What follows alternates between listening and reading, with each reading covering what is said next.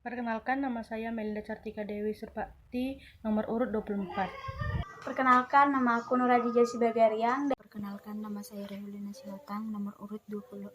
Perkenalkan, nama saya Rodavena Surlahti, nomor urut 28. Nama saya Siti Priska Jaba. Saya Teresia Valentina Aurora Tambunan. Dari kelas 11 MIPA 1. Kami dari kelompok 4. Posisi Banten. Banten memiliki posisi yang strategis sebagai bandar perdagangan internasional. Oleh karena itu, sejak semula Belanda ingin menguasai Banten, tetapi tidak pernah berhasil. Akhirnya, VOC membangun bandar di Batavia pada tahun 1619. Terjadi persaingan antara Banten dan Batavia, merebutkan posisi sebagai bandar perdagangan internasional. Oleh karena itu, rakyat Banten sering melakukan serangan-serangan terhadap VOC. Pimpinan Banten. Banten dipimpin oleh Pangeran Surya, atau yang lebih dikenal dengan Sultan Ageng Tirtayasa, artinya air. Beliau merupakan cucu dari Sultan Abdul Mufakir Mahmud Abdul Karim, anak dari Sultan Abu Al-Maili Ahmad yang telah wafat pada tahun 1650. Ia berusaha memulihkan posisi Banten sebagai bandar perdagangan internasional sekaligus menandingi perkembangan VOC di Batavia. Untuk mendukung usahanya, beliau membuat beberapa kebijakan, yaitu yang pertama, mengundang para pedagang Eropa lain seperti Prancis, Inggris, Denmark, dan Portugis. Yang kedua, mengembangkan hubungan dagang dengan negara-negara Asia seperti Persia, Benggala, Siam, Tonkin, dan Cina. Yang ketiga, mengirim beberapa pasukan untuk mengganggu kapal-kapal dagang VOC dengan menimbulkan gangguan di Batavia.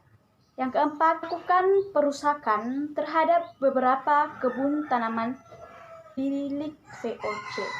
Untuk mempertahankan kedudukannya, VOC mendirikan benteng-benteng pertahanan seperti benteng Norwich. Pendirian benteng tersebut bertujuan supaya VOC bertahan dari serangan-serangan Banten. Sementara itu, Sultan Ageng memerintahkan untuk membangun saluran irigasi yang membentang dari Sungai Untung Jawa sampai Pontang. Saluran irigasi tersebut dibangun dengan tujuan kepentingan pertahanan dan untuk memudahkan transportasi perang. Serangan dan gangguan terhadap VOC terus dilakukan. Pada tahun 1671, Sultan Agung Tirtayasa mengangkat putra mahkotanya yaitu Abdul Nazar Abdul Qahar untuk membantu Sultan Haji bertanggung jawab dalam urusan dalam negeri. Sedangkan Sultan Agung Tirtayasa bertanggung jawab dalam urusan luar negeri yang dibantu oleh putra lainnya yaitu Arya Purbaya. Pemisahan cara kerja pemerintahan ini tercium oleh salah satu perwakilan VOC di Banten, yaitu Wisef. Ia kemudian mendekati dan menghasut Sultan Haji agar urusan pemerintahan di Banten tidak dipisah-pisah dan jangan sampai kekuasaan itu jatuh ke tangan Arya Purbaya. Sultan Haji terhasut. Kemudian dia bersekongkol dengan VOC untuk merebut kesultanan di Banten. Persekongkolan VOC dan Sultan Haji. VOC membuat beberapa syarat untuk membantu Sultan Haji merebut Kesultanan Banten. Syarat tersebut ialah 1. Banten harus menyerahkan Cirebon kepada VOC. 2. Monopoli lada di Banten dipegang oleh VOC dan harus menyingkirkan para pedagang Persia, India, dan Cina. 3. Banten harus membayar 600.000 ringgit apabila ingkar janji. 4. Pasukan Banten yang menguasai daerah pantai dan pedalaman Priangan segera ditarik kembali. Sultan Haji menyetujui semua syarat VOC. Pada tahun 1681, VOC atas nama Sultan Haji berhasil merebut Kesultanan Banten. Istana Surowosan berhasil dikuasai Sultan Haji, menjadi Sultan Banten yang berkedudukan di Istana Surowosan. Perjuangan terakhir Sultan Ageng Tirtayasa dan pasukan Banten. Sultan Ageng Tirtayasa kemudian membangun istana yang baru berpusat di Tirtayasa. Sultan Ageng Tirtayasa berusaha merebut kembali Kesultanan Banten dari Sultan Haji yang didukung Vyosi. Pada tahun 1682, pasukan Sultan Ageng Tirtayasa berhasil mengepung istana Surowosan. Sultan Haji terdesak dan segera meminta bantuan tentara Vyosi. Vyosi segera mendatangkan bantuan yang dipimpin oleh Francois Tek.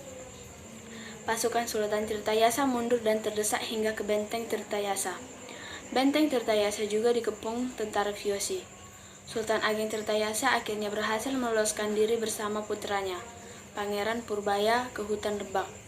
Mereka masih melancarkan serangan sekalipun dengan bergerilya. Tentara Vyosi terus berburu.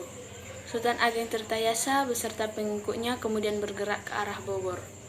Pada tahun 1683, Sultan Ageng Tirtayasa berhasil ditangkap Vyosi dengan tipu muslihat. Sultan Ageng ditawan di Batavia sampai wafatnya pada tahun 1692. Perjuangan dan semangat masyarakat Banten tidak berhenti pada seorang Sultan Agung Tirtayasa saja, melainkan semangat ini mengalir kepada pengikut-pengikutnya. Meskipun beliau sudah wafat, tetapi masyarakat Banten sangat bersemangat untuk melawan VOC.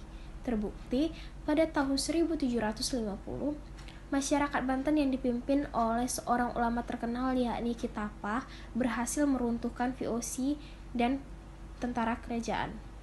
Pihak Ki Tapa juga mendapat respon baik dan dukungan dari seorang pangeran yang bekerja sama dengan Ratu Bagus. Untuk membalas ini semua, VOC berniat untuk mengepung Ki Tapa dan Ratu Bagus dengan menurunkan 1.250 jiwa personil.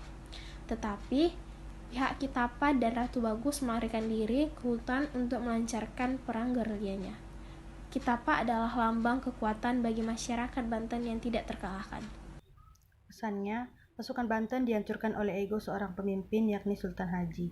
Seandainya beliau tidak terpengaruh oleh hasutan dan tidak tamak akan kuasa, pasukan Banten pasti bisa menyingkirkan VOC dari tanah air. Terkadang yang menjadi musuh terbesar kita bukan orang atau kelompok lain, melainkan ego kita sendiri. Bijaklah mendengarkan saran dan perkataan orang lain.